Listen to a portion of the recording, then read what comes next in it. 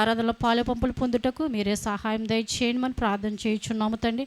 అలాగే సూర్యకాంతం గారు ఇంట్లో జరుగుతున్నటువంటి అయ్యా మంగళవారం ప్రార్థనలు కూడా ప్రభా నీ ఆత్మతో నింపండి, నడిపించండి. రావాల్సిన ప్రతి ఒక్క బిడ్డను నడిపించండి. అలాగే గృహ కుడికులు ఏర్పరచుకుంటున్న ప్రతి ఒక్క కుటుంబంలో మీరు బలపరచండి నాయన తండ్రి. ఏర్పరచుకోలేని కుటుంబాలను కూడా దీవించండి. త్వరలో వారు కూడా సిద్ధపాటు మనసు కలిగి ప్రభా నీ మందిరంలోనే ప్రభా వారి గృహంలోని స్తుతించగలిగి సాక్షిగా నిలవబెట్టమని నడిపించమని ఇదిగో ఉన్న వారిని ప్రతి ఒక్కరిని పేరు పేరున దీవించి ఆశీర్వదించి కృపలో భద్రపరచుకోమని అలాగే తండ్రి ప్రభా ఇదిగో వాక్యం ద్వారా మాతో మాట్లాడి మమ్మల్ని బలపరచండి. నీ ఆత్మీయ ఆహారమును మా కొరకు ఏదైతే మీరు సిద్ధపరిచున్నారో వినగలిగే చెవులను గ్రహించగలిగే మనస్సును మాకందరికీ దయచేసి దీవించి ఆశీర్వదించమని మరి యొక్క ప్రేమ ప్రతి ఒక్కరిని పాద సన్నిధి చేర్చుకోమని యేసునామములో ప్రార్థన వేడుకొనిచున్నాం పరమ తండ్రి. ఆమేన్. అందరికీ వందనాలని కూర్చుందాము. అందరం కూడా కూర్చుందాము.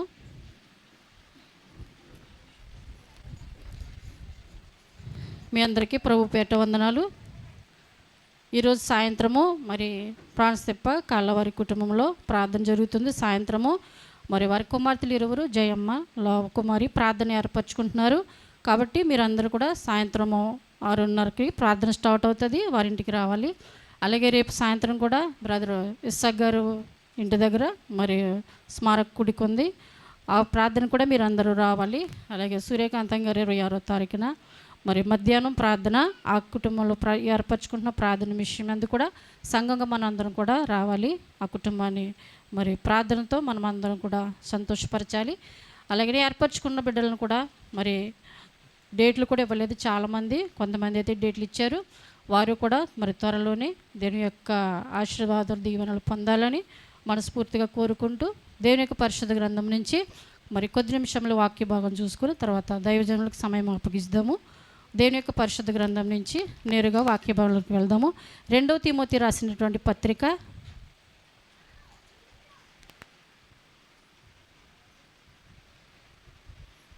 2వ తిమోతి రాసినటువంటి పత్రిక 3వ అధ్యాయము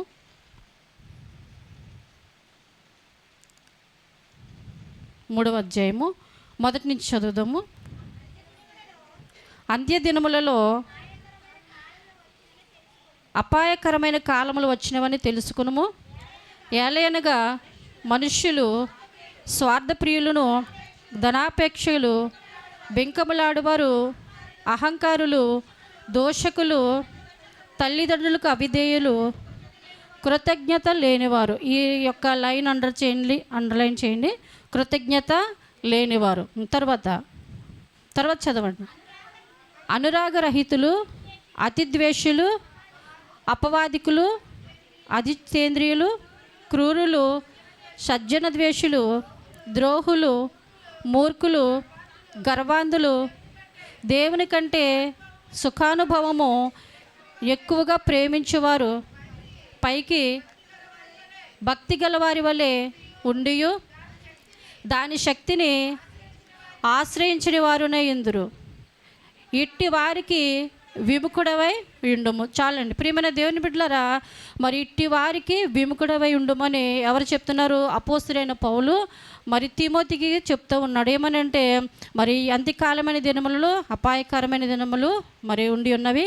కాబట్టి మనుషులందరూ ఏ విధంగా ఉన్నారంటే మరి స్వార్థప్రియులు, ధనాపేక్షలు, బింకములాడువారు, అనేకమైనటువంటి మొత్తము మీరు ఇది చదివితే కనుక ఎన్ని క్వాలిఫికేషన్స్ ఉన్నాయంటే మొత్తము లెక్క పెడితే 18 క్వాలిఫికేషన్స్ ఉన్నాయి. అందుకే తిమోతికి చెప్తున్నాడు అపోస్తలుడైన పౌలు, సంఘానికి పత్రిక రాస్తున్నాడంట, యాజకుడికి రాస్తూ ఉన్నాడు.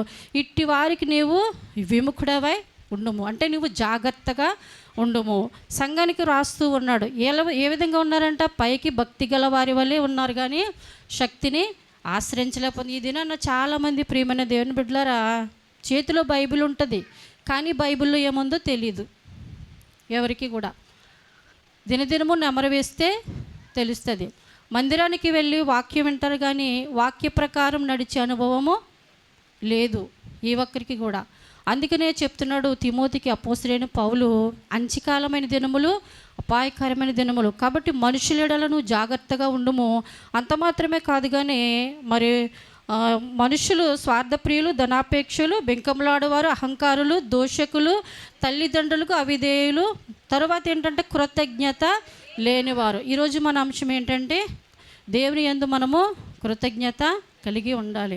సంవత్సరం అంతా కూడా దేవుడు మనల్ని ఎంతగానో కాచి కాపాడి ఉన్నాడు. ఎన్నో రోగముల నుంచి, ఎన్నో మరణాల నుంచి, ఎన్నో బలహీనతల నుంచి దేవుడు మన జీవితంలో గొప్ప కార్యములు చేసి ఉన్నాడు. వాటిని లెక్కించుట ఎవ్వరికి సాధ్యము కాదు. ప్రియమైన దేవుని బిడ్డలారా, ఈ లోకంలో అన్నింటినీ లెక్కించవచ్చు, అన్ని విషయాల్ని మనము పరిశోధన చేయగలము. కానీ దేవుడు చేసినటువంటి విషయాలలో 4 విషయాలను ఏ ఒక్కరు కూడా మరి లెక్కించలేరు, పరిశోధన చేయలేరు. అవేంటో తెలుసా? మొట్టమొదటిగా దేవుడు సృష్టించినటువంటి సృష్టి, ఆకాశ నక్షత్రములను ఎవరన్నా లెక్క పెట్టగలరండి? ఏ ఒక్కరు కూడా ఎవ్వరు కూడా భూమి మీద జ్ఞానము సరిపోదు. ఇసుకరేణులను ఎవరైనా లెక్క పెట్టగలరా? ఇసుకరేణులను కూడా ఎవరు లెక్క పెట్టగలేరు. మన దేహంలో ఉన్నటువంటి శిరస్సు, తల వెంట్రుకలను ఎవరైనా లెక్క పెట్టగలరా? ఏ ఒక్కరికి కూడా లెక్క తెలియదండి. అలాగే దేవుడు చేసినటువంటి మన జీవితంలో దేవుడు చేసిన అద్భుతములను మనకే గుర్తుండవు. అవునంటారా? చిన్ననాటి నుంచి కూడా దేవుడు ఎన్ని అద్భుతాలు చేశాడండి మన ఎడల, ఎన్ని ఆశ్చర్యకార్యాలు చేశాడు. దేవునికి మరి మనము కృతజ్ఞత కలిగి ఉంటున్నామా?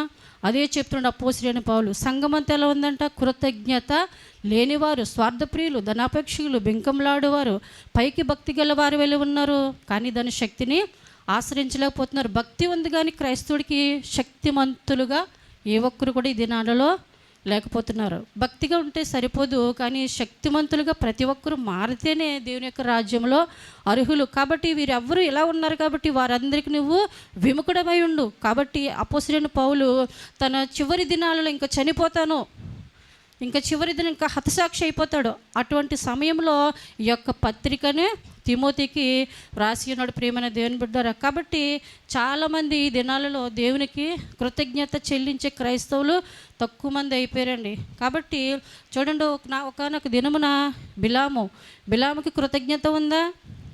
లేదు. గాడిద బుద్ధి చెప్తుంది బిలాముకి. దేవుడు ఏర్పరచుకున్నాడు బిలాముని. బాలాకు రాజుకి చెప్తా, బాలాకు రాజు ఏం చేస్తున్నాడు? ఇశ్రాయేలు ప్రజలు సైన్యము సమూహం ఎక్కువైపోయింది, వారిని చూసి భయపడిపోతున్నారంట. అయితే బాలాకు రాజు బిలాము దగ్గరికి వెళ్ళి అంటూ ఉన్నాడు, వారందరినీ కూడా నువ్వు శపించు, ఇశ్రాయేలు ప్రజలందరూ చనిపోయేటట్టు శపించమని మరి తనకు కొంత ధనాన్ని ఇచ్చి మరి బిలాముకి బాలాకు రాజు మాట్లాడి ఉన్నాడు. అయితే దేవుడేమో బాలాకు రాజుకి ప్రత్యక్షమయ్యి నువ్వు దేవుని పక్షాన, దేవుని ప్రజల పక్షాన నువ్వు నిలబడు అనేమో మరి దేవుడు మాట్లాడితే దేవుని మాటకి అంగీకరించాడు. బాలాజు ధనాన్ని ఇస్తానంటే బాలాకు రాజు మాట కూడా అంగీకరించి దేవుని పక్షాన లేక శత్రు సమూహాన్ని పక్షాన నిలబడ్డాడు. దారంట వెళ్తున్నప్పటికీ మరి యొక్క బిలాముకి దేవుని యొక్క దూత కనిపించలేదు. ఎవరికి కనిపించింది? గాడిదకి కనిపించింది. హల్లెలూయా. అయితే ఈ గాడిదకి కనిపించగానే అది ఏం చేస్తుందంట, తనకి దారి లేదు, ఇంకా ఇటుపక్క గోడ ఉంది, ఇంక వెళ్ళటానికి, వెనక్కి తిరిగి వెళ్ళడానికి మార్గం లేదు, అంతే కుప్పకూలిపోయింది. గాడిద కుప్పకూలిపోయినప్పుడు బిలాము ఏం చేస్తున్నాడంట, నువ్వు నన్ను ఎందుకు పాడేస్తావని తన్ని బెత్తముతో ముమ్మారు కొట్లాడంట. ముమ్మారు కొడితే ఎవరికి కోపం వచ్చింది? గాడిదకి. దేవుడు వెంటనే నోరిచ్చాడు. ఎందుకయ్యా నువ్వు నన్ను కొడుతున్నావు? ఇలాగ ఎప్పుడైనా నేను చేసానా? చిన్ననాటి నుంచి కూడా నువ్వు నన్ను పెంచుతున్నావు, ఎందుకంటే నాకు కష్టమో తెలుసు. ఎండలో పడి ఉన్న నన్ను నువ్వు తీసుకొచ్చావు, నన్ను చక్కటి నీడనిచ్చావు, చక్కటి ఆహారం పెడుతున్నావు, నీ ఎడలు నేను ఎందుకు కృతజ్ఞత కలిగి ఉండను?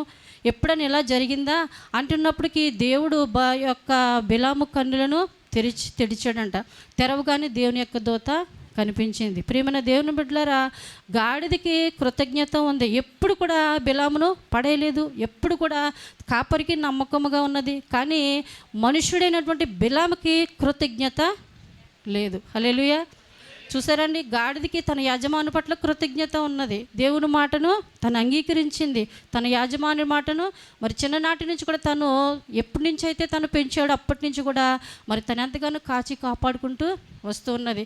మనుషులలో కృతజ్ఞత లేదు. ప్రియమైన దేవుని బిడ్డలారా, అందుకే చెప్తున్నాడు అపోస్తలుడైన పౌలు, మనుషుల అవసరతలు తీర్చుకునే వారిగా ఉన్నారు. ఇంకనూ ఏయో పొందాలి, ఏయో కావాలంటున్నారు, కానీ ఇచ్చిన దానిని బట్టి దేవునికి ఏ ఒక్కరు కూడా ఆయనను మహిమ పరచడం లేదు. ఒకానొక దినమున ప్రభు అయిన యేసుక్రీస్తు వారు మరి అనేక మందికి ప్రసంగము బోధించినప్పుడు వారు ఆకలిగొని ఉన్నారు, కానీ వారికి ఆహారం పెడదామనుకుంటున్నారు. వారి యొద్ద ఏమీ లేదు. అయితే దేవుడు అడుగుచిన మీ యొద్దన ఏమైనా ఉన్నాయా అంటే 3 రొట్టెలు 2 చేపలు ఉన్నాయని తెచ్చిచ్చారు. అవి తెచ్చిన వాటిని బట్టి ప్రభు అయిన యేసుక్రీస్తు వారు కృతజ్ఞతగా ఆకాశము తట్టు పైకెత్తి ఇచ్చినటువంటి ఈ 3ని బట్టి ఆయన ఏం చేస్తున్నారు? దేవునికి కృతజ్ఞత చెల్లిస్తూ ప్రార్థన చేస్తారు. దేనికి? ఇచ్చిన దానిని బట్టి.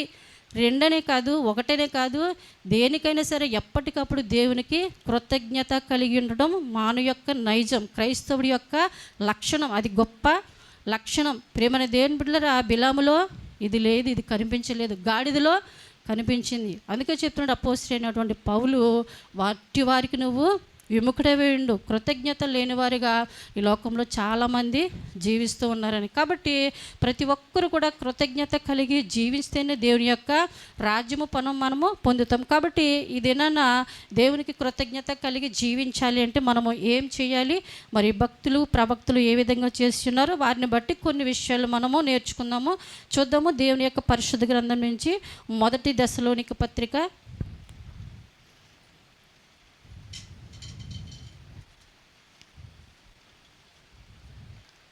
1 దశలోని పత్రిక 5వ అధ్యాయము 16 చదువుదాము. ఎల్లప్పుడూ సంతోషముగా ఉండుడి, ఎడతెగక ప్రార్థన చేయుడి, ప్రతి విషయమునందు కృతజ్ఞతాస్తుతులు చెల్లించుడి. ఇలాగు చేయుట యేసుక్రీస్తునందు మీ విషయంలో దేవుని చిత్తము. చాలండి. ఏంటంటే ఇక్కడ అపోస్తలుడైన పౌలు సెలవిస్తున్న మాట ఏంటంటే, ప్రతి విషయమునందును కృతజ్ఞతాస్తుతులు చెల్లించుడు. ఇలాగ చేయుట యేసుక్రీస్తునందు మీ విషయంలో. ఎవరి విషయంలోనంట? మన విషయంలో. దేవునికి కాదు, నీ ప్రక్కవారికి కాదు. ఎల్లప్పుడూ కూడా ప్రతి విషయంలో దేవుడు చిన్న కార్యం చేస్తే చిన్న కార్యాన్ని బట్టి దేవుని యొక్క మందిరంలో కృతజ్ఞతగా ప్రతి ఒక్కరూ జీవించాలి, సాక్ష్యం చెప్పాలి. తగిన దానిని బట్టి కృతజ్ఞత చెల్లించే బిడ్డలుగా ఉండాలి. ఇలా చేస్తే మన విషయంలో దేవుని యొక్క చిత్తం అంటండి. ప్రియమైన దేవుని బిడ్డలారా, ఇలాగ చేయుట దేవుని యొక్క చిత్తము. దేవుని చిత్తము లేనిది ఈ లోకంలో ఏది జరగదు. ప్రభు అయిన యేసుక్రీస్తు వారు మరి అనేక విషయములందు తండ్రిని అడగక ఆయన ఏది చేయలేదు. ఇచ్చిన దానిని బట్టి ఎవరికైనా స్వస్థత ఇస్తే చూడండి, లాజర్ని దేవుడు స్వస్థపరిచిన తర్వాత తండ్రికి ప్రార్థన చేస్తున్నాడు. అవునా? ఆయన వెంటనే కృతజ్ఞతాస్తుతులు తండ్రికి చెల్లించేస్తున్న. ఎక్కడికక్కడ మరి ఆయన తండ్రికి ప్రార్థన చేయటం, 3 రొట్టెలు 2 చేపలను మరి కృతజ్ఞత చెల్లించారా లేదైనా? ప్రతి విషయం, చిన్న విషయంలోనూ తండ్రికి కృతజ్ఞత చెల్లిస్తున్నారు. పెద్ద విషయంలో, అన్ని విషయంలో కూడా మరణం నుండి తప్పించినా కూడా దేవునికి కృతజ్ఞత చెల్లిస్తూ ఉన్నారు ప్రభువైన యేసుక్రీస్తు వారు. కాబట్టి మనము కూడా అన్ని విషయంలో అలాగా కృతజ్ఞత చెల్లించబడేలాగా ఉండాలి. యోబు చూడండి, తన జీవితంలో దేవుడు చేసిన మేలులను బట్టి మరి వారి బిడ్డలు ఎక్కడైనా తప్పిదములు చేస్తారేమో, అపరాధాలు చేస్తారేమో, ఆయన ఏం చేస్తున్నాడంట? ప్రతి దినమున కూడా తన బిడ్డలను బట్టి దేవునికి కృతజ్ఞత బలులు, అర్పణలు చెల్లించబడేలాగా ఉన్నారు. కాబట్టి ఇలాగ చేయటం దేవుని విషయంలో మరి దేవుని యొక్క చిత్తం అంట. మీరు అనుకోవచ్చు, ఒకవేళ దేవుడు మరి చేసినా చెయ్యకపోయినా చూడడు కదా, లేకపోతే ఏ ఒక్కరు కూడా అనుకుంటుంటారు. కానీ ప్రతి విషయం నందు కూడా దేవుడు మన యొక్క థ్యాంక్స్ని ఆయన ఎక్స్పెక్ట్ చేస్తాడండి. ప్రేమైన దేవుని బిడ్డలారా, ఆయన కృతజ్ఞత చెల్లిస్తున్నారా లేదా అని ఫాస్ట్గా చూడండి. ఆయన చెల్లిస్తున్నారా లేదా అని ఆయన అనుదినము అనునిత్యం కూడా మనందరినీ కూడా మరి ఆయన చూస్తూ ఉంటారు. కాబట్టి ప్రతి ఒక్కరు కూడా కృతజ్ఞత చెల్లించబడలుగా ఉండగలగాలంట. కాబట్టి చూడండి, దేవుని యొక్క పరిశుద్ధ గ్రంథం నుంచి ఆయన కృతజ్ఞత చెల్లించలేని వారి పట్ల ఆయన ఎంతో వేదన పడుతున్నాడు, బాధపడుతున్నాడు. చూద్దాము దేవుని యొక్క పరిశుద్ధ గ్రంథం నుంచి. రోమా రాసినటువంటి పత్రిక 1వ అధ్యాయము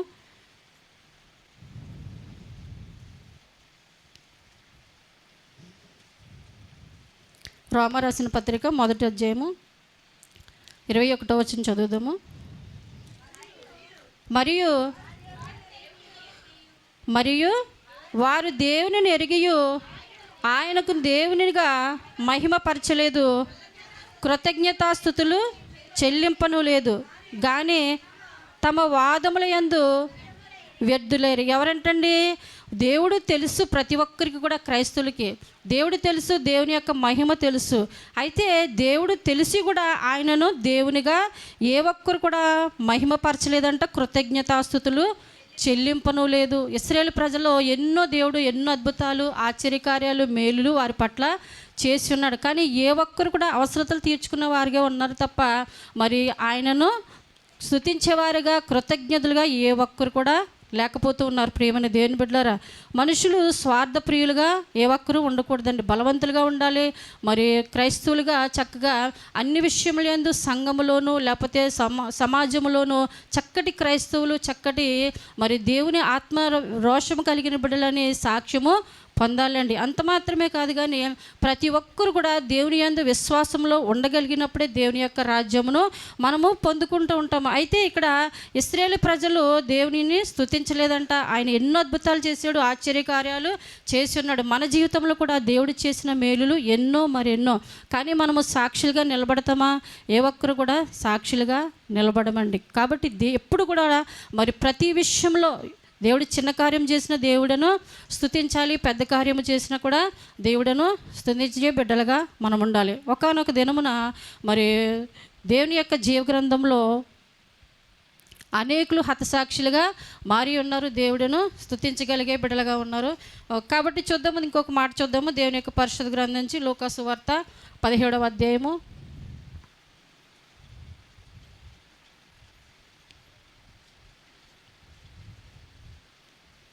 లూకా సువార్త 17వ అధ్యాయము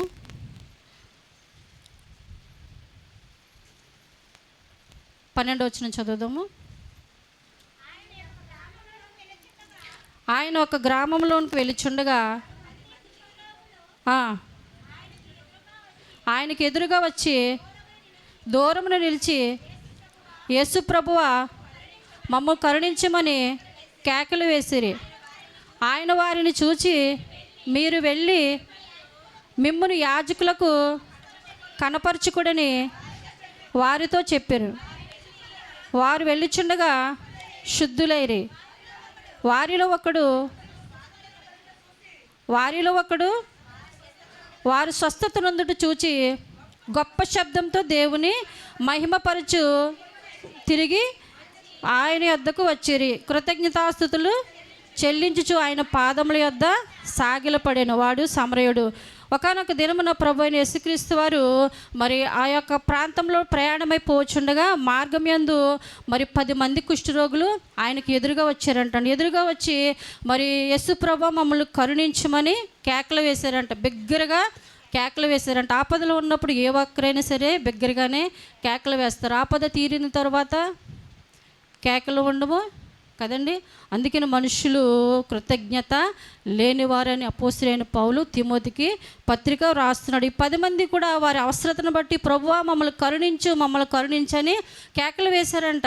అయితే దేవుడు అంటూ ఉన్నాడు, మీరు వెళ్ళండి, స్వస్థత నొందుతారని చెప్పినప్పుడు వారు తిరిగి వెళ్ళిపోతున్నారంట. వెళ్ళిపోగానే దారిలో స్వస్థత వారికి కలిగినదంట. నిజానికి చెప్పాలంటే వారి ఆవేదన ఏంటంటే ఆ యొక్క కుష్టి రోగము వారిని పడుకోనివ్వదు, నిలబడినివ్వదు, తిననివ్వదు.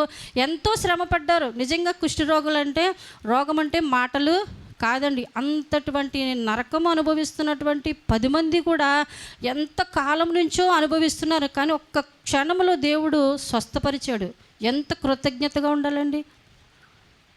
ఎంతో శ్రమ అనుభవించారు, ఎంతో నరకం అనుభవించారు, ఎన్నో వేదనలు పడ్డారు. తిండి లేదు, తిప్పలు లేవు, అనేకమైన చోట్ల గెంటబడ్డారు, పాలెము అవతల జీవిస్తూ ఉన్నారు.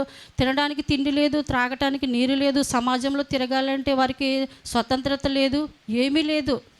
కానీ అటువంటి వారిని దేవుడు గుర్తించాడు. ఒకానొక దినమున మన స్థితి వేరే, మన గతి వేరే, మన భవిష్యత్తు వేరే. ఏమీ లేని పరిస్థితి. ఒక దినాన ఉండడానికి గృహము లేదు, కట్టడానికి బట్టలు లేవు. దేవుడిని అంగీకరించిన తర్వాత, దేవునిలోకి వచ్చిన తర్వాత దేవుడు సకల ఐశ్వర్యం దీవెనలు మన అందరికీ కూడా కలుగు చేసి ఉన్నాడు. ఒకరికి పెట్టేవారిగా మనల్ని పెట్టాడు తప్ప ఒకరి దగ్గర తినేవారిగా మనలను పెట్టలేదు. మనం ఎంత కృతజ్ఞతగా ఉండాలండి. ప్రతి విషయమునందు దేవునికి కృతజ్ఞతాస్తుతులు చెల్లించడము మంచిదంట. ప్రేమైన దేవుని బిడ్డలారా, దేవుడు అడుగుతున్నాడు, నేను 9 మంది కదా మీరు వచ్చారు, ఒక్కరో తప్ప మరి 9 మంది ఏమయ్యారు అని అడుగుతున్నాడు. దేవుడు ఎక్స్పెక్ట్ చేసాడా లేదా మన కృతజ్ఞత? దానికి అర్థం ఏంటండి? 10 మంది కదా మీరు వచ్చిన వాళ్ళు, 10 మంది నిన్ను స్వస్థపరిచాను కదా, మరి ఒక్కడు మాత్రమే తిరిగి వచ్చాడు, 9 మంది ఏమయ్యారు అని అడుగుతున్నాడు దేవుడు. ప్రభు అయిన యేసుక్రీస్తు వారు చూస్తూ ఉంటాడు. మనం అడుగుతాం, ప్రభు నాకు అది కావాలి ఇది కావాలంటాం, మనం ఇస్తాడు, దేవుడు మనకిస్తాడు. ఇచ్చిన తర్వాత నువ్వెంత కృతజ్ఞత దేవునికి చెల్లిస్తున్నావు అన్నది ముఖ్యము. ఒకసారి మనల్ని మనము విమర్శన చేసుకుందాం. దేవుని సంతోషపరుస్తున్నామా లేకపోతే దేవుడిని మనము దుఃఖపరుస్తున్నామా? 9 మంది ఎక్కడ మన జీవితంలో, ప్రభా నా బిడ్డకు ఉద్యోగం కావాలి కావాలి కావాలి నీ సన్నిధిలో నిలబడతాను అంటాం. దేవుడు ఉద్యోగం ఇస్తాడు మన ప్రార్థన ఆలకించి. మళ్ళీ కనిపిస్తాడని బిడ్డ. ఒకనొక దినమున ఒక ఊరిలోని ఒక యవ్వనస్తుడు ఉన్నాడంట. ఆ యవ్వనస్తుడు ఒక చర్చికి వెళ్ళి ప్రార్థన చేస్తూ ఉన్నాడంట. ఏమనంటే, ప్రభా నేను ఎగ్జామ్స్ దగ్గరికి వస్తున్నాయి, నేను ఏమీ చదవలేదు, ప్రభా నన్ను పాస్ చేయి అని మందిరంలో ప్రార్థన చేస్తూ ఉన్నాడంట. ప్రార్థన చేస్తున్నాడు, ఒక గిన్నె పెట్టుకున్నాడు. ఆ కన్నీరు ప్రార్థన చేస్తూ ఆ గిన్నె అంతా నింపేశాడంట. ప్రార్థన చేస్తూ ఉంటే పాస్టర్ గారు, ఏంటి స్వరం వినబడుతుంది, ఎవరో ప్రార్థన చేస్తున్నారని వచ్చి, మరి మందిరంలో ఎవరో ప్రార్థన చేస్తున్నారని చూసేటప్పటికి ఒక యవ్వన కుమారుడు ప్రార్థన చేస్తున్నాడు. ప్రభా నన్ను పాస్ చేయి, నేనేమీ చదవలేదు కానీ పాస్ చేసేవాడు నీవే, నన్ను పాస్ చేయి ప్రభా, పాస్ చేయని కన్నీళ్ళు కారుస్తూ ప్రార్థన చేస్తున్నాడు. అయితే యాజకుడు వచ్చి అడుగుతున్నాడు, ఏంటి నాయన ఏమైంది, ఇంత ఇలాగా వేదన పడుతున్నావు, ఆ గిన్నెలో ఏంటి కన్నీళ్ళు అనేసి అంటే, అయ్యా నేను ఎగ్జామ్స్ ఉన్నాయి నాకు ఎదురుగా, కాబట్టి నేను ఏమీ చదవలేదు, దేవుడే నన్ను పాస్ చేయాలని నేను ప్రార్థన చేస్తున్నాను అంటే, మరి కన్నీళ్ళు ఏంటంటే దేవుడు పరలోకంలో బుడ్డిలో మరి మన కన్నీటిని లెక్కిస్తానన్నాడు కదా, ఒకవేళ దేవుడు మర్చిపోతాడేమోనని నేను గిన్నెలో పట్టి ఉంచాను అని చెప్పాడంట. అయితే అది ఆయన అన్నారంటే పాస్టర్ గారు, లేదు నాన్న మేము ప్రార్థన చేస్తాము, నువ్వు ఖచ్చితంగా నువ్వు పాస్ అవుతావు, ఏం టెన్షన్ పడక నాయన అని చెప్పి ఆ యవ్వన బిడ్డని పంపించారు పాస్టర్ గారు. పాస్టర్ గారు మీరు కంపల్సరీ ప్రార్థన చేయండి, నేను పాస్ అవ్వాలని ప్రార్థన చేయండి అని బ్రతిమలాడేస్తున్నాడంట. కంపల్సరీ నువ్వు పాస్ అవుతున్నానా అనేసి అంటే బిడ్డ తిరిగి వెళ్ళిపోయాడు. ఒకనొక దినమున మరి ఆ కుమారుడు ఎగ్జామ్స్ రాశాడు. అయితే పాస్టర్ గారు పేపర్ చదువుతున్నారంట. పేపర్ చదువుతుంటే ఆ పేపర్లో ఆ కుమారుడు ఏ ఎగ్జామ్స్ అయితే రాయమని పాస్టర్ గారికి చెప్పాడో ఆ ఎగ్జామ్స్ రిజల్ట్స్ పడ్డాయంట. పడితే అప్పుడు పాస్టర్ గారు, ఈ ఎగ్జామ్సే కదా అబ్బాయి రాశాడు, పాస్ అయ్యాడో అవ్వలేదో నాకేమీ చెప్పలేదు అనేసి ఒకసారి ఇంటికి వెళ్ళి వద్దాము అని చెప్పి పాస్టర్ గారు ఆ కుమారుని ఇంటికి వెళ్ళారంట. వెళ్తే కుమారుడు, రండి పాస్టర్ గారు కూర్చోండి అని చెప్పి కూర్చోబెట్టాడంట. నాయన నువ్వు ఎగ్జామ్స్ రాసావు కదా, మరి ఏమైందంటే, నేను పాస్ అయిపోయాను పాస్టర్ గారు అన్నాడంట. మరి మందిరానికి వచ్చి సాక్ష్యం చెప్పాలి కదా నాయన, నాకు కూడా ఒక మాట చెప్పలేదు, నేను ప్రార్థన చేశాను కదంటే, ఆ పాస్టర్ గారు ఈరోజు మా ఫ్రెండ్స్కి నేను పార్టీ ఇస్తున్నానండి, మరి నేను పాస్ అయ్యాను కదా, నేను పార్టీ ఇస్తున్నాను, మా ఫ్రెండ్స్ టీం అంతా కలిసి మేము ఒక దిక్కుకి పెట్టుకున్నామండి, అది అయిపోయిన తర్వాత నేను వచ్చి సాక్ష్యం చెప్తానండి కంపల్సరీ అని చెప్పి అన్నాడంట. పాస్టర్ గారు చెప్పారు, మేము చెప్తాం, మా బాధ్యత కాబట్టి మేము చెప్పాలి, ఏ విషయమైనా మీరు బాధపడతారని మేము ఆలోచించకూడదు, హెచ్చరించడం మా పని, మా బాధ్యత, దానిని ఆచరించడం మీ బాధ్యత. దేవుని బిడ్డగా ఒక సమర్పణ కలిగి దేవుని మందిరంలో తీర్మానం తీసుకుని అడుగు పెడుతున్నారు కాబట్టి ప్రతి విషయం కూడా చేయవలసిన బాధ్యత మీది, చెప్పవలసిన బాధ్యత మాది. అందుకే దేవుడు మమ్మల్ని పెట్టాడు, వినటానికి చక్కటి దీవెన ఆశీర్వాదంతో వర్ధిల్లటానికి మిమ్మల్ని ఏర్పరచుకున్నాడు. కాబట్టి ఆ యొక్క కుమారుడు ఫ్రెండ్స్ దగ్గరికి వెళ్ళిపోయాడంట. ఆ పార్టీ ఏమైతే సిద్ధపరచుకున్నారో ఆ పార్టీ అంతా కూడా చక్కగా అన్నీ చేసుకున్నాడు. మళ్ళీ పాస్టర్ గారికి కనిపించలేదు, మళ్ళీ రాలేదు. కొంతకాలం అయిందంట. కొంతకాలం అయిన తర్వాత చదువుకున్నాడు కదా, పాస్ అయిపోయాడు కదా, ఉద్యోగం లేదు. అందరూ కూడా ఏం చేస్తున్నావు అని అడుగుతూ ఉన్నారంట. అయితే మళ్ళీ కుమారుడికి వేదన వచ్చింది.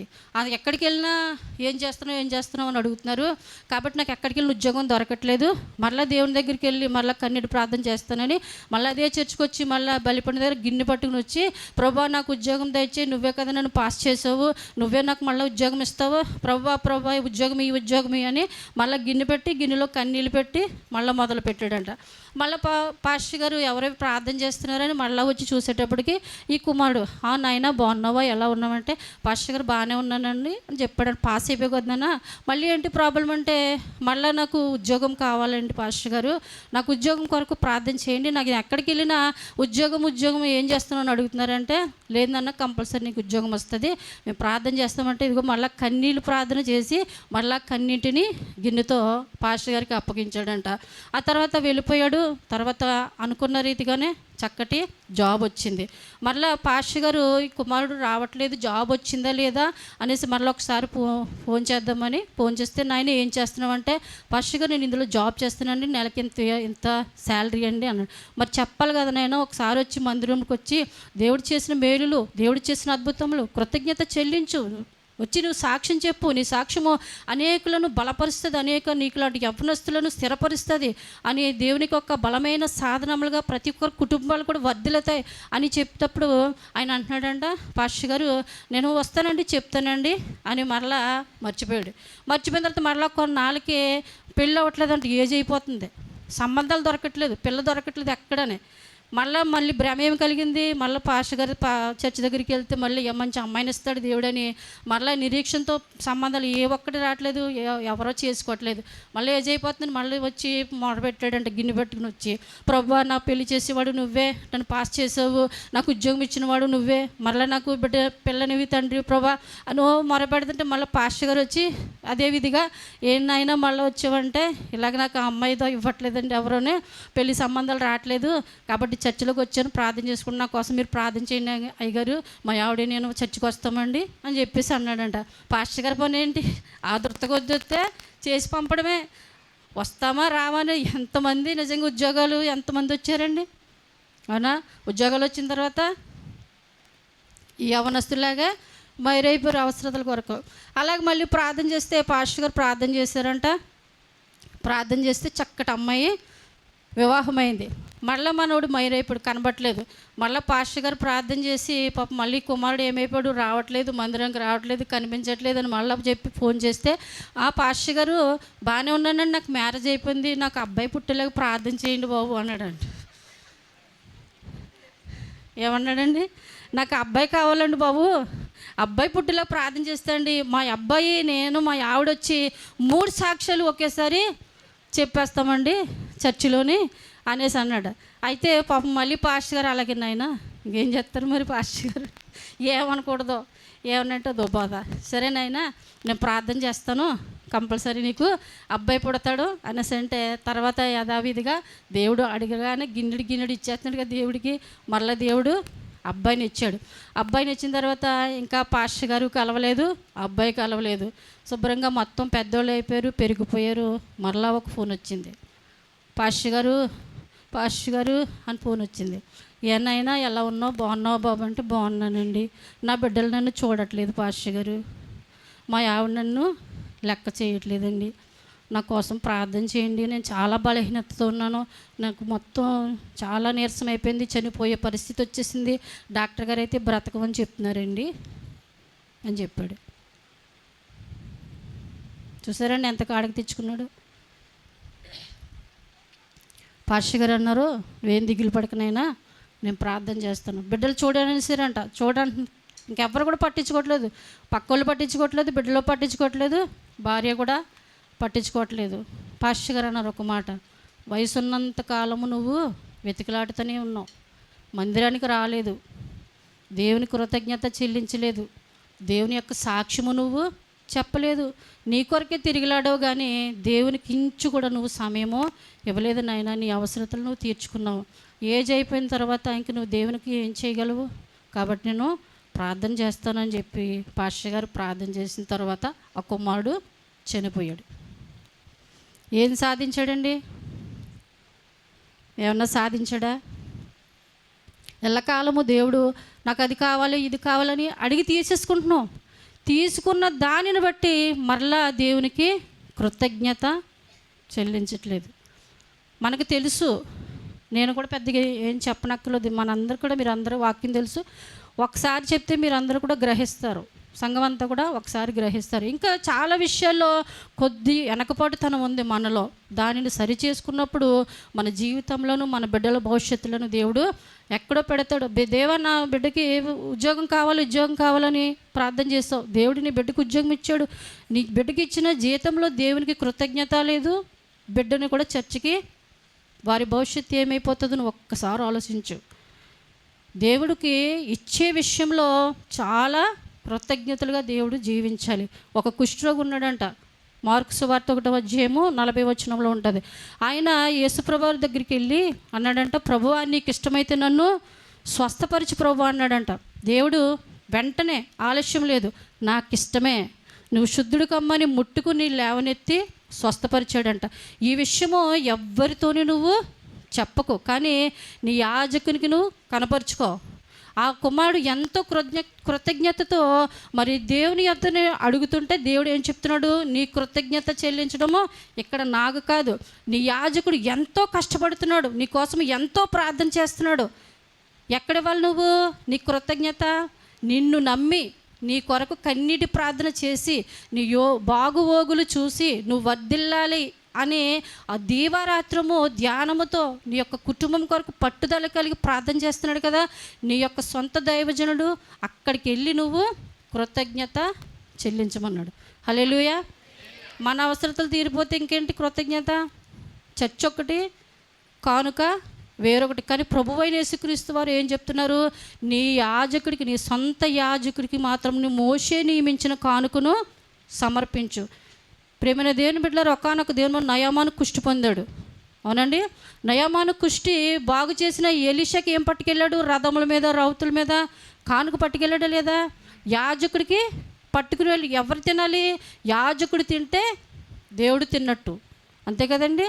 యాజకునికి ఇస్తే దేవునికి ఇచ్చినట్టు. ఒకానొక దినమున గాడిదలు కాచే సౌలును రాజుని చేశాడు దేవుడు. గాడిదలు పోయినప్పుడు తన పనివాడు చెప్తున్నాడు, అయ్యా మన గాడిదలు దొరకాలంటే ఒక ఘనుడైన దైవజనుడు ఉన్నాడు, అతని యొద్దకు మనం వెళితే మన గాడిదలు ఎక్కడున్నాయో తెలుస్తాయి. కాబట్టి ఆయన దగ్గరికి వెళ్ళినప్పుడు మనం వట్టినే వెళ్ళకూడదు, దేవునికి కృతజ్ఞత చెల్లించాలి. మనకు చెప్పిన తరువాత మనం ఏం చెల్లించాలి? కృతజ్ఞత చెల్లించాలి. అలాగే పట్టుకెళ్ళాడు నయమాను. స్వస్థత పొందిన తర్వాత యాజకునికి కృతజ్ఞత. అదే చెప్తున్నాడు దేవుడు, మోషే నియమించిన కానుక నువ్వు నీ యాజకుడికి అర్పించు, నీ యాజకునికి నమ్మకంగా ఇవి గొప్ప దీవెన నువ్వు పొందుతావు. ప్రియమైన దేవుని బిడ్డలు 10 మంది కూడా అవసరతలు తీర్చుకుని వెళ్ళిపోయారు. వచ్చేటప్పుడు ఎంతో కేకలు పెట్టి ప్రభువా మమ్మల్ని కరుణించు కేకలు పెట్టినటువంటి మనుషులు స్వస్థత పొందిన తర్వాత మరి ఏ కేకలు లేవు, ఏమి లేవు, మొత్తం వెళ్ళిపోయారంట. ఎవరి మట్టుకు వాళ్ళు వెళ్ళిపోయారు, ఎంజాయ్ చేస్తున్నారు. దేవుడు స్వస్థత ఇచ్చాడని వారు కనపరుచుకుంటున్నారు, చక్కటి దుస్తులు వేసుకున్నారు, చక్కటి గ్లామర్ పోషిస్తూ ఉన్నారు, తిరిగి వెళ్ళిపోయారు. కానీ ఒక్కడు మాత్రమే దేవునికి వద్దకు తిరిగి వచ్చి కృతజ్ఞత చెల్లించాడు. దేవుడు సంవత్సరం అంతా కాచి కాపాడాడు కదా, మనల్ని దేవుని కృతజ్ఞత స్తుతి చెల్లించలేదా? కృతజ్ఞత ఆరాధన పెట్టాలా లేదా? మనము పెట్టుకోవాలి కదా. ఒకానొక దినమును మనం పెట్టుకునే వాళ్ళం, ఇప్పుడు మానేసిన తర్వాత నీకు తేడా తెలుస్తుంది. జాగ్రత్తగా గమనించుకో, ఇది నా మాట కాదు దేవుని మాట అని మీరు అంగీకరించాలి. ఒకానొక దినమున పెట్టుకునే వాళ్ళము, ఎందుకు పెట్టుకోలేకపోతున్నాం? ఆ లోటు మనకు తెలుస్తుంది, కానీ దానిని మరుగుపరిచి మనం జీవిస్తూ ఉన్నాం.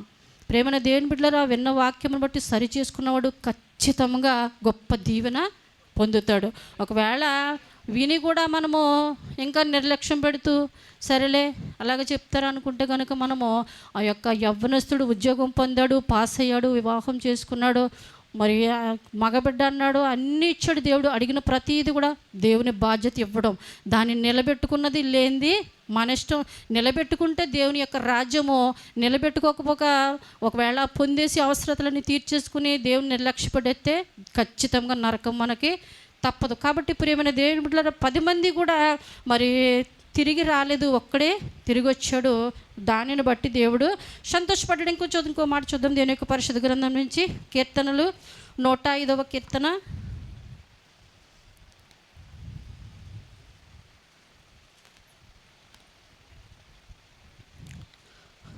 105వ కీర్తన. ఇందాక చదివారు కదా, కీర్తనలో 105 చదివించాను కదా. 1-2 వచనాలు చదువుదాము. యెహోవాకు కృతజ్ఞతాస్తుతులు చెల్లించుడి, ఆయన నామమును ప్రకటన చేయుడి, జనములలో ఆయన కార్యములను తెలియజేయడు. చాలండి. ఎక్కడంటండి? యెహోవాకు కృతజ్ఞతాస్తుతులు చెల్లించుడి, ఆయన నామమును ప్రకటన చేయడు. ఎక్కడ చేయాలంట ఆయన నామమును? జనములలో ఆయన కార్యములను తెలియచేయుడి, ఆయనను గూర్చి కీర్తనలు పాడుచు కీర్తించుడి, ఆయన ఆశ్చర్య కార్యములన్నింటిని గూర్చి సంభాషణ చేయడి. ఎక్కడికి వెళ్ళి చెప్తారు మీరు? సువార్త చెప్తారా? మీరు చెప్పలేరు. అవునండి, మీకున్న సమస్యలను బట్టి, బిడ్డలను బట్టి మీరు ఒకవేళ వెళ్ళి చెప్పగలరా? చెప్పలేరు. కానీ దేవుడు చేసిన మేలులను బట్టి మీరు సాక్ష్యం చెప్పాలి. అవునండి, దేవుడు చేసినటువంటి కార్యాలను బట్టి కృతజ్ఞతాస్తుతులు చెల్లించాలి. దావీదు భక్తుడు చెప్తున్నాడు, మీరందరూ కూడా జనములలో ఆయన కీర్తిని ప్రభావం చేయండి. ఎక్కడ చేయాలి? గృహములలో ప్రార్థనలు ఏర్పరచుకొని దేవుడు చేసిన మేలును బట్టి పెట్టుకుంటున్న ప్రతి ఒక్కరు కూడా ఏం చెప్పాలంటే సాక్ష్యము చెప్పాలి. హల్లెలూయా. చాలామంది సాక్ష్యాలు చెప్పట్లేదు, గృహ కూడికలు పెట్టుకుంటున్నారు కానీ సాక్ష్యం చెప్పట్లేదు. మీరు ఒక్కటో రెండో మొక్కలు మీరు దేవుడు ఎన్నో మేలు చేశాడు, ఎన్నో అద్భుతాలు చేశాడు, చేసిన దానిని బట్టి సాక్ష్యం చెప్పాలి. అవునండి, ఒకానొక దినమున కొర్నేలి ప్రార్థన దేవుడు ఆలకించి ఉన్నాడు. కొర్నేలి ప్రార్థన ఆలకించి దేవుడు మరి దూత ప్రత్యక్షమయ్యి ఆయన చేసిన దాన కార్యాలు, ధర్మకార్యాలు, దేవుడికి పట్ల యథార్థంగా జీవించిన విషయమును, దేవునికి చెల్లిస్తున్న కృతజ్ఞతను బట్టి దేవుడు దర్శించాడు. పేతురుని దగ్గరికి వెళ్ళు, నువ్వు యాజకుడి దగ్గరికి వెళ్ళు అని యాజకుడికి పేతురును అప్పగించాడు. మరి పేతురు తిరిగి వచ్చేటప్పటికి కొర్నేలు కొంతమంది మనుషులు పంపించాడు పేతురు దగ్గరికి. పేతురు తిరిగి వచ్చేటప్పటికి మరి కొర్నేలు ఏం చేశాడంటే మొత్తము బంధువులు, మిత్రులు, శ్రేయభిలాషులు మొత్తం ఎంతమంది అయితే తన జనులు ఉన్నారో, తన స్నేహితులు ఉన్నారో వారందరినీ కూడా ఎక్కడ ఏర్పరిచాడు? గృహంలో కృతజ్ఞత కూడిక. క్రైస్తవుడికి ఇది చాలా గొప్ప అదృష్టం అండి, భాగ్యం అండి. సంఘబిడ్డలో యాజకులు సంవత్సరానికి ఒకసారి గృహంలో పాదధూళి దులిపితే దేవుడు గొప్ప ఆశీర్వాద దీవెనలు మన కుటుంబాలకి అనుగ్రహిస్తాడు. ఇది కనపడని యొక్క దేవుని యొక్క శక్తి, కనబడని యొక్క దేవుని యొక్క అద్భుతాలు, మహిమ. ఇది మనకి కనిపించదు. ఒకవేళ మనము పెట్టుకున్న వారిని చూస్తాము, పెట్టుకున్నారు కదా మనం వెళ్ళొచ్చేసాం కదా, కానీ వెళ్ళొచ్చడం కదా, కానీ మన ఇంట్లో దేవుడిని యాజకుని మనము దేవుని యొక్క బిడ్డలను కబురు పంపించినప్పుడు ఖచ్చితంగా గొప్ప దీవెన పొందుతాం. అలాగే కొర్నేలు ఏర్పరిచాడంట. మరి కొర్నేలు ప్రార్థనలు జనాలను ఏర్పరిచినప్పటికి పేతురికి ఆశ్చర్యం కలిగిపోయింది. జనాన్ని చూసి, జన సమూహాన్ని చూసి ఎంత నిజంగా ఎంత ఆశ్చర్యమో, ఎంత ఒక అన్యుడయ్యుండి ఒక క్రైస్తవుడు చేయలేనిది మరి కొర్నేలు చేశాడని ఆశ్చర్యపడిపోతూ అడుగుతూ ఉన్నాడు. ఈ జన సమూహం ఏంటంటే మరి యొక్క నా బంధువులు, నా స్నేహితులు దేవుని మాటలను నా ద్వారా నాతో పాటు వారును కూడా వినాలి. ఆ యొక్క దేవుని యొక్క మహిమ కార్యాలు నా జీవితంలో చేసినట్టు వారి జీవితంలో కూడా పొందాల, గొప్ప దేవుని తెలుసుకోవాలని నేను కబురు పంపించానని చెప్పినప్పుడు ఆ విశ్వాసాన్ని బట్టి దేవుడు వెంటనే ఆ పేతురు అంటున్నాడు, యేసు ప్రభు పక్షపాతి కాదు, ఆయన అందరినీ ప్రేమించేవాడు యేసుక్రీస్తు. ఆశ్చర్యమైపోయింది పేతురికి. ఆ జనాన్ని చూసి, అతని విశ్వాసాన్ని చూసి, దేవుడు చేసినటువంటి మహిమను చూసి నిజంగా గొప్ప కార్యము. మన కుటుంబంలో ప్రార్థన ఏర్పరచుకున్నప్పుడు ఒక్కరినైనా ఇద్దరినైనా మనం బయట వారికి కబురు పెట్టాలి. నీ ద్వారా యొక్క ఆత్మ మారితే నిజంగా గొప్ప దేవుని యొక్క రాజ్యంలో స్థానము నీదే. ఒక కుటుంబానికి మనం సువార్త చెప్పలేం, కానీ ఆ యొక్క నువ్వు ప్రార్థన ఏర్పరచుకున్నప్పుడు నిలబడి నువ్వు సాక్ష్యం చెప్పుడు ద్వారా, పక్కవారు వచ్చుట ద్వారా విన్నవారిలో సంఘబిడ్డలో విశ్వాసం పెరుగుతుంది. ఒకవేళ ఎవరైనా కొత్త వారు వస్తే దేవుడు ఇంత గొప్పవాడా, ఇంత మహిమాన్వితుడా అని వారిలో విశ్వాసం బలపడుతుంది. ఒక ఆత్మ రక్షణ పొందడానికి మార్గం అవుతుంది. మనకు తెలుసు సువార్త చేయాలని, కానీ చేయలేం. నీ తప్పులు పాపాలు నువ్వు ఎలా సరి చేసుకోగలుగుతావు? దేవుడు చెప్తున్న ప్రతి ఒక్క నిబంధనను మనం పాటించాలి కదా. మరి ఇలాగ గృహకూడికలు దావీదు చెప్తున్నాడు, ఎల్లప్పుడూ కూడా ప్రభువును మరి మీరు స్తుతించండి, గణపరచండి, ఆయన నామమును ప్రకటన చేయండి. ఎక్కడ జనములలో ఆయన కీర్తిని మీరు ప్రభావితం చేయండి, పాటలు పాడండి, ఆయన నామమును సంభాషించండి, ఆయన చేసిన కార్యములన్నీ కూడా మీరు సంభాషణ చేయండి అని దావీదు భక్తుడు సెలవిస్తున్నాడు. ప్రేమన దేవుని బిడ్డల ఎన్నో కార్యాలు, ఎన్నో అద్భుతాలు దేవుడు మన జీవితంలో చేశాడు. ప్రతి విషయంలో కృతజ్ఞతలు దేవునికి చెల్లించాలి. 3 కలిపి ఒకసారి పెట్టుకుంటానండి. చాలామంది ఎలాగుంటారు, పెళ్లి రోజు, పుట్టినరోజు, లేకపోతే ఏదో కార్యము 3 కలిపి ఒకసారి. దేవుడు చెప్పిన అపోస్తలుడైన పౌలు ప్రతి విషయం నందు కూడా ఎప్పటికప్పుడు దేవునికి కృతజ్ఞతాస్తుతులు చెల్లించబడలుగా ఉండాలంటే ఇంకొక మాట చూడండి, దేవుని యొక్క పరిశుద్ధ గ్రంథం నుంచి కొలస్సీ రాసిన పత్రిక 3వ అధ్యాయము 17వ వచనం చదువుదాము. కొలస్సీ రాసిన పత్రిక 3వ అధ్యాయము. మరియు మాట చేత కానీ క్రియ చేత కానీ మీరు ఏమి చేసినను ప్రభువైన యేసు ద్వారా తండ్రి అయిన దేవునికి కృతజ్ఞతాస్తుతులు చెల్లించుచు సమస్తమును ఆయన పేరట చేయుడి. మరలా చదువుచున్నాను. మరియు జాగ్రత్తగా వినండి, మాట చేత కానీ క్రియ చేత కానీ. మాట చేత అంటే నోటి మాట చేత దేవుడును మహిమపరచాలి. 2 క్రియ చేత కూడా దేవుడును మహిమపరచాలి. అర్థమైందండి? మాట ద్వారా దేవుడిని మహిమపరచాలి, క్రియ ద్వారా. క్రియ అంటే ఏంటి మీకు తెలిసి నేను ఏం చెప్పనక్కర్లేదు. ప్రేమైన దేవుని బిడ్డలారా, మీరు మాట ద్వారా దేవుని మహిమపరచండి, క్రియ ద్వారా దేవుని మహిమపరచండి. మీరు ఏమి చేసిననో ప్రభు అయిన యేసుక్రీస్తు ద్వారా తండ్రి అయిన దేవునికి కృతజ్ఞతాస్తుతులు చెల్లించుచు సమస్తమును ఆయన పేరట చేయండి. ప్రేమైన దేవుని బిడ్డలారా, సమస్తమును కూడా దేవునికి మనము అర్పణ చేసేవారుగా ఉండాలి, అర్పించే బిడ్డలుగా ఉండాలి. అపోస్తలుడైన పౌలు ఎన్నో కార్యాలు, ఎన్నో అద్భుతములు, ఎన్నో చూసినవాడు. కాబట్టి అపోస్తలుడైన పౌలు చెప్తున్నాడు తిమోతికి, ఇంకా చివరిసారిగా రాశాడు, మారినోడు మారాడు, మారలేనోడిని అపోస్తలుడైన పౌలు ఏమన్నాడు, మీ నాశనమునకు మీరే పాత్రులు. ప్రేమైన దేవుని బిడ్డల చివరి గడి వచ్చేసింది. అపోస్తలుడైన పౌలుకి మరణిస్తాడు, ఇంకా హతసాక్షి అయిపోతాడు. ఆ టైంలో చివరి లెటర్ అన్నమాట. ఇంకా ఆ మనుషులు స్వార్థప్రియులుగా ఉన్నారు. తిమోతి, నువ్వు జాగ్రత్తగా ఉండు, ధనాపేక్షలుగానే ఉన్నారు. బోధ ఎంత చెప్పినా బోధ విని అంగీకరించే వారిగా లేరు. వింటున్నారు, వారి లక్షణాలు వారియే, వారి యొక్క స్వార్థము వారిదే. దేవుడిని గుర్తుపెట్టుకోవడం కానీ, యాజకుని మందిరంలో చెప్తున్న ప్రతి ఒక్క మాట కానీ ఏది కూడా ఆచరించట్లేదు. కాబట్టి నువ్వు జాగ్రత్తగా ఉండు. కాబట్టి ప్రేమైన దేవుని బిడ్డారా, చివరి దినములలో మనం ఉన్న అంత్యకాలం అనేది దేవుడు ఎప్పుడు వస్తాడో ఎవ్వరికీ తెలీదు. కానీ దేవుడు చేసిన మేలును బట్టి ఈ సంవత్సరం అంతా నువ్వు కృతజ్ఞతగా ఉన్నావా లేదో ఒక్కసారి నిన్ను నువ్వు విమర్శన చేసుకో. ఇకనైనా నువ్వు నీ కుటుంబంలో ప్రార్థనలు ఏర్పరచుకో, దేవుడను మహిమపరచు. దేవుడు చేసిన మేలులను బట్టి మందిరంలో సాక్షిగా నిలబడి, నాకు సిగ్గండి, నాకు భయం అంటే నువ్వు దేవునికి కృతజ్ఞతాస్తుతులు చెల్లించలేని బిడగా, అవకాశవాదులుగా మనం ఉన్నామని దేవుడు పరిగణిస్తాడు. కాబట్టి అటువంటి వారిగా ఏ ఒక్కరు కూడా ఉండకూడదు. ప్రతి ఒక్కరూ హతసాక్షులుగా దేవుని కొరకు అనేకులు జీవించున్నారు. కాబట్టి మనము కూడా దేవునికి కృతజ్ఞత స్వభావం కలిగిన బిడలుగా ఉన్నట్లయితే దేవుడు మనల్ని, మన కుటుంబాలను కూడా దీవిస్తాడు, హెచ్చిస్తాడు. అట్టి రీతిగా మనం ఉండాలని ప్రార్థన చేసి దైవజనులకు సమయం అప్పగిద్దాము. మహాగణుడ, మహోన్నతుడ, పరిశుద్ధుడా, మీ ఘనమైన శ్రేష్టమైన నామానికి వందనాలు.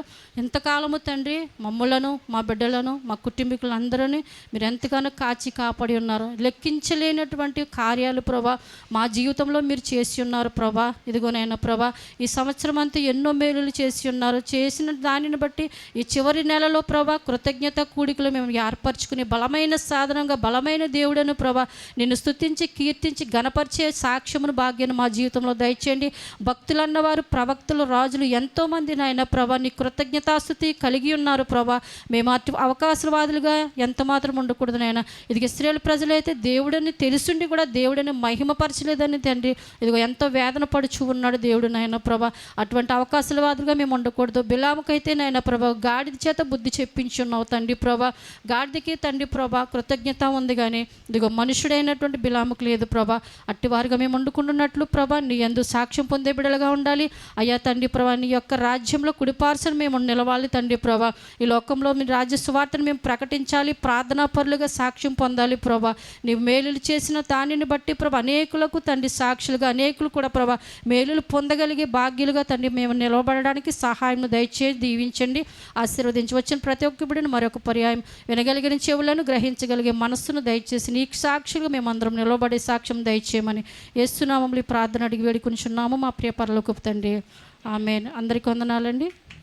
సమయంలో దైవజనులకు అప్పగిస్తాం.